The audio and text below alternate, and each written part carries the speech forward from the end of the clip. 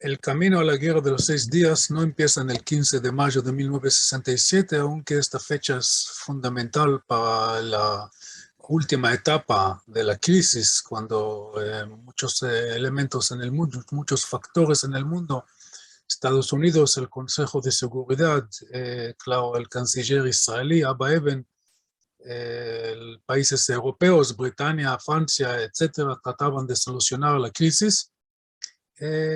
Pero según los documentos y los recuerdos de aquel entonces, casi a todos estaba seguro que es una guerra que va a estallar porque Nasser subió a un árbol y olvidó dejar la escalera, entonces no había forma que él salga, que él baje del árbol sin una caída, y eso es lo que realmente pasó cuando empieza la guerra en el 5 de junio de 1967 a las 8 de la mañana, un poco antes. Pero para entender bien lo que lleva a Nasser a su decisión en el 15 de mayo, expulsar a los 4.000 soldados de la ONU que estaban ahí desde 1957, y con eso crear la crisis que estalló después en una guerra que terminó en 6 días, y que cuando los árabes que prometieron a sus pueblos a eliminar el Estado judío quedaron con un fracaso más, fracaso tan profundo que ellos tenían que justificarlo, que en realidad no el ejército israelí les ganó, sino ejércitos de Estados Unidos y de Britania que pusieron los uniformes del ejército israelí, porque no puede ser que estos judíos pobres, que no sirven para nada, ellos van a ganar los grandes ejércitos de la nación árabe unida, ¿no? Entonces, para entender eso, hay que retroceder un poco otra vez al pasado y a los años 50.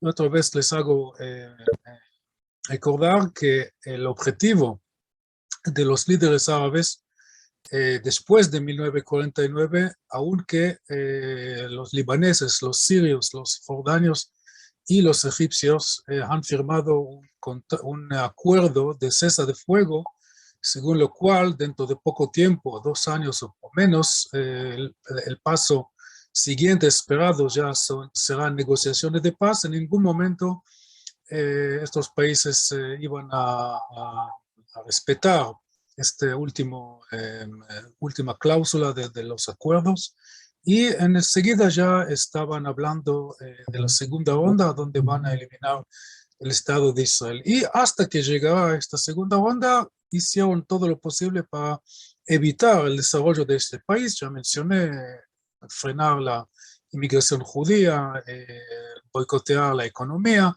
del Estado israelí, y después de todo lo que tiene que ver con el acueducto nacional de agua. Y una cosa más que los egipcios hicieron ya en los años 50 es fomentar el terrorismo aislado, que en un momento tenía más o menos una justificación cuando palestinos iban cruzando la frontera al Estado de Israel tratando de buscar bienes que ellos dejaban cuando escapaban tanto del ejército israelí o salían de sus aldeas por una demanda de los ejércitos árabes, con el pretexto o con la explicación que si ellos no van, o sea, si los campesinos no van a estar en sus aldeas, a los ejércitos árabes va a ser mucho más fácil eliminar el Estado judío.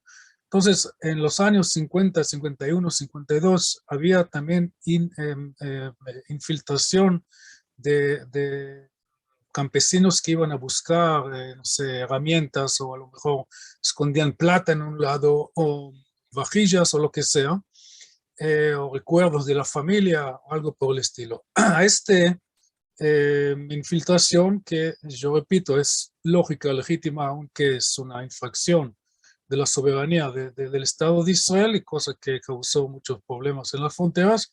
A tipo de infiltración se sumó la infiltración de terroristas que iban a matar judíos en sus casas, en sus casamientos, mientras festejando sus fiestas, etcétera. Estamos hablando de miles de atentados con centenares de muertos durante los años 50.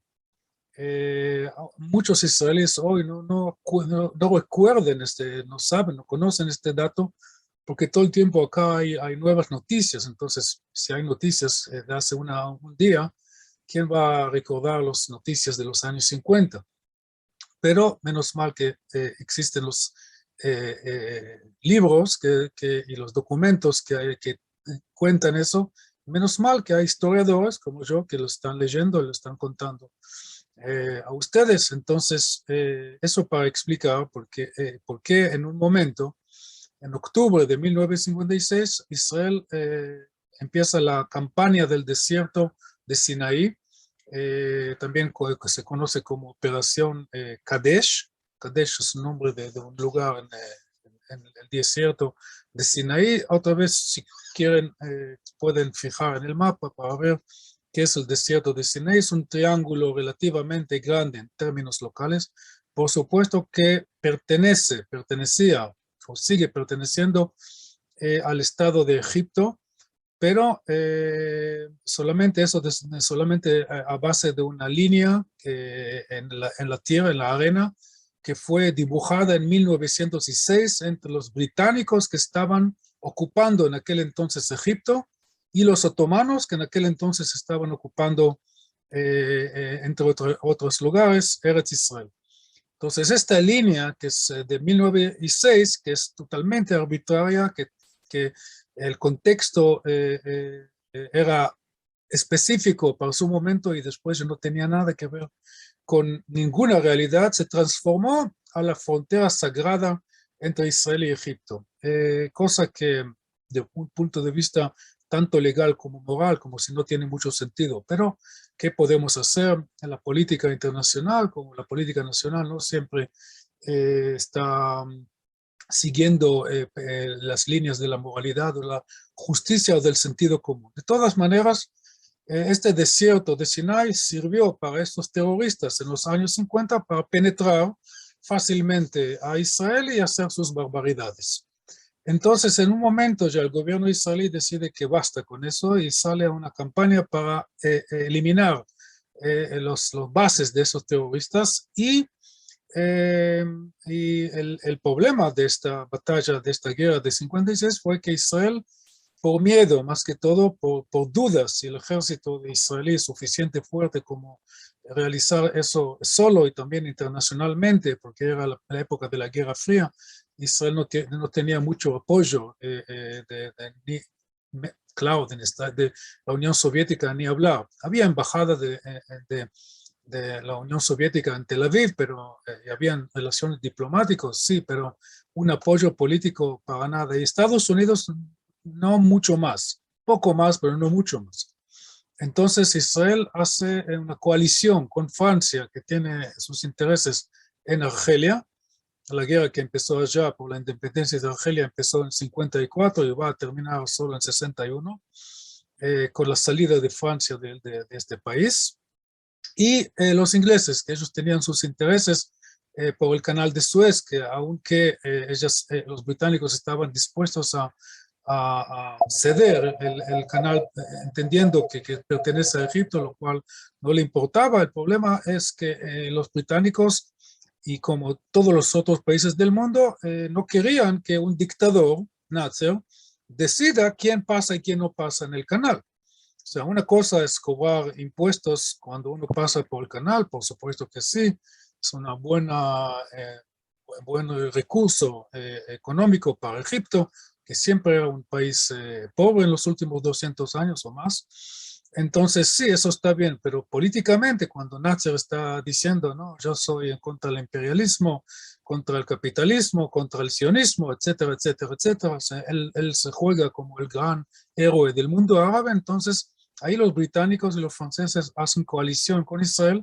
Israel con su interés específico es eliminar las bases del terrorismo de Sinai y Francia ayudando a Bretaña a reocupar la zona del Canal de Suez hasta que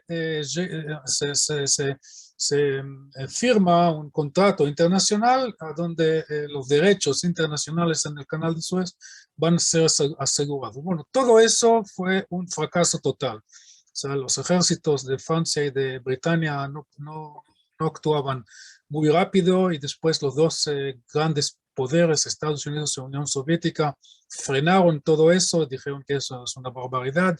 Y mientras tanto, dentro de una semana, el ejército israelí sorpresivamente ocupó todo el desierto de Sinai, así nomás, con relativamente pocas bajas y muy impresionantemente de punto de vista militar. Pero como todos sabemos, en el mundo moderno, el triunfo militar no tiene absolutamente nada que ver con el resultado político. Y a veces pega con el resultado político y a veces no tiene nada que ver. En el caso de un país no importante, como Israel, importante para sus ciudadanos, importante para el pueblo judío, importante para algunas personas en el mundo que siguen, que en aquel entonces también creían que los judíos tienen los mismos derechos como los húngaros o los polacos o los irlandeses. Bien, pero al resto del mundo no le importaba nada y el resultado político de ese triunfo militar fue todo lo opuesto. O sea, Estados Unidos esforzó a Israel a retirar sin ningún tipo de acuerdo político, ningún tipo de acuerdo político, digo, con Egipto. O sea, Egipto, Nasser, que sufrió una defeat, como se dice en español, me olvidé, una derrota, perdón, una derrota terrible militarmente, él salió el ganador, el triunfante políticamente. Así funciona el mundo. Entonces, el Consejo de Seguridad decide mandar con la aceptación de Egipto, porque Sinai es parte de su territorio soberano. Entonces, el Consejo de Seguridad de la ONU manda unos 4.000 soldados de la ONU de distintos países y ellos tienen el papel de controlar que nadie entra, o sea, ni los israelíes de parte del lado del este del desierto y el ejército de Egipto que no cruzará el canal de Suez. Y claro que Nasser prometa que el canal de Suez va a ser abierto para todo el mundo, salvo a navegación israelí. Es un hecho que podemos hacer, él justifica eso, que Israel es un país militar, entonces no existe la separación entre barcos militares o barcos civiles, pero igual, otra vez, repito, ya que Israel es un país no importante, entonces nadie se molesta a corregir eso. Igual Israel tiene otra entrada en el sur, al puerto de Eilat, a través del Mar Rojo. Entonces, y claro que Israel tiene dos puertos importantes, uno en Haifa, el otro en Ashdod, así que el canal de Suez, si bien es no usarla, es una cosa negativa, pero por lo menos hay alternativas. En fin, Yigal Allon, que ya del año 1961 va a ser parte del gobierno, ya escribe en una carta particular a su esposa en 1958. Él dice que el resultado de la guerra de 56, la retirada unilateral de Israel en 57, eso asegura otra guerra dentro de pocos años, porque en un momento los egipcios o alguien en el mundo árabe va a recordar a los egipcios que ellos no están controlando su santa tierra, y los árabes tratan toda la tierra, por lo menos a nivel de declaraciones, no de desarrollo, por supuesto, ¿no? Pero de declaraciones, la tierra es santa, nuestra tierra es santa. Entonces, en algún momento, dice Allon, ya en 58, que en un momento algún líder árabe o el mismo Nasser o su pueblo o alguien en su gobierno le va a decir, Nasser, vos sos el gran héroe del mundo árabe, estás hablando de la unidad del mundo árabe, estás hablando de eliminar el Estado de Israel, pero mientras tanto tenés un pedazo de tierra que está ocupado por la ONU, ¿no? Entonces, en algún momento, dice Allon, a Nasser se va a dar cuenta, entre comillas, que él está cediendo de facto el desierto de Sinai. Y eso es exactamente lo que pasa en el 15 de mayo de 1967. Y eso es el primer paso en la crisis, o sea, 15 de mayo, hacia la crisis que llevó a la guerra de los 6 días, pero para entender bien, no solamente el contexto, o sea, el contexto del acto de Nasser el 15 de mayo de 1967, es importante entender los 10 años anteriores, sino también para entender la postura del gobierno israelí después que termina la guerra. O sea, en el 11 de junio, más bien en 18, 19 de junio, cuando el gobierno de Israel termina sus deliberaciones, ahora qué hacemos con el logro militar para no repetir la macana de 1957, toma el gobierno israelí la decisión que nunca más ninguna retirada de 1 centímetro sin un acuerdo político con los árabes. No a través de la ONU, no a través de unas cartas que el presidente Eisenhower mandó al primer ministro Ben Gurion prometiéndole, quédate tranquilo, nosotros vamos a ocupar. No, no ocupaban de nada. Cuando estalló la crisis el 15 de mayo, claro que el ejército israelí también recluta las reservas, porque la fuerza más importante del ejército israelí son las reservas. Pero ¿qué podemos hacer? Que las reservas son ciudadanos que son maestros en el colegio, o son choferes de colectivos, o son campesinos, o son empleados públicos, o son, bueno, son ciudadanos, ¿no es cierto? Entonces, no pueden perder tanto tiempo. O sea, la economía israelí, no estoy hablando del precio social, ¿no? Familias que se rompen y los chicos que lloran. Entonces, no hablo de eso, ¿no? Eso es muy importante, pero no menciono eso. Estoy hablando solamente desde el punto de vista económico. O sea, el ejército israelí no puede llamar a las reservas cuando hay una duda, y tampoco puede mantener una situación de más de unos días. Y en este caso, en mayo, eso duró 3 semanas.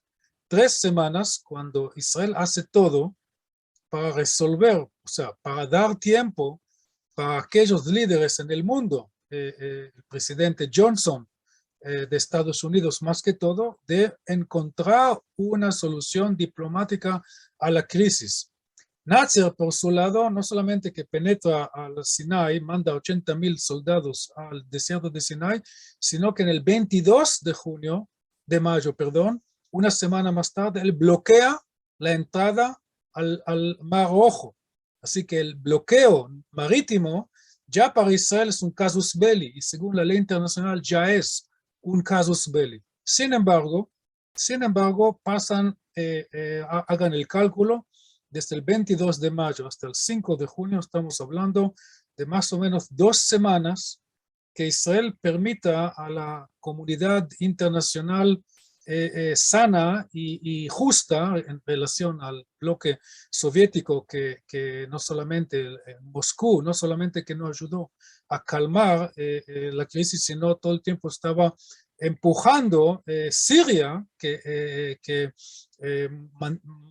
mintiendo a los sirios que Israel está concentrando fuerzas en el norte, cuando el primer ministro Eshkol está invitando al embajador de Moscú en Tel Aviv para ir con él, para ver que no hay nada de eso. Entonces el embajador, es la respuesta clásica del comunismo de aquel entonces, yo prefiero no ver, yo prefiero escuchar lo que me dicen mis líderes. O sea, la verdad está en los cables y no en la realidad.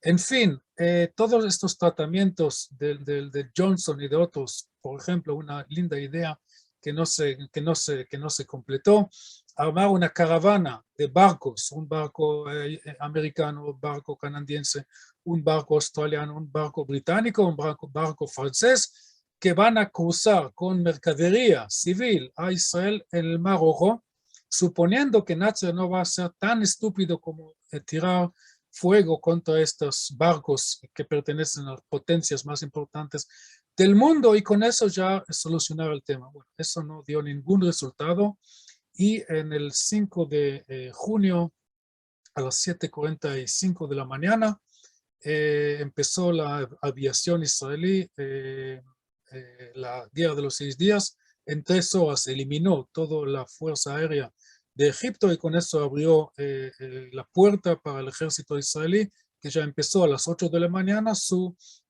invasión a Sinai para echar los 100,000, ya eran 100,000 soldados del ejército egipcio, y con eso empieza la guerra de los 6 días, tema que vamos a tocar en la próxima clase. Gracias por escuchar, hasta la próxima.